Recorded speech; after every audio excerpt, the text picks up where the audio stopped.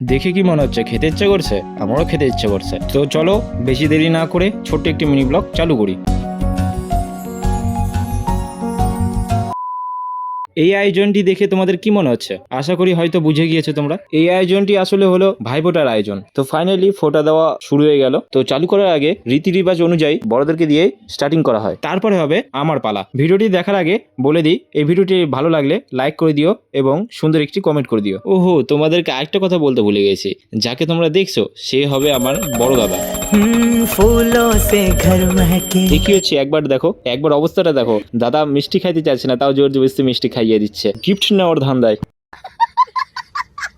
खुशियाँ आई मेरे द्वार, তো চলো এবার আমার পালা।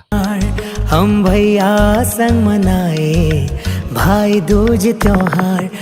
তো এখানে একটা কথা কি জানো, কেমন যেন একটা ফিলিংস হচ্ছিল, তোমরা হয়তো বুঝে গিয়েছো।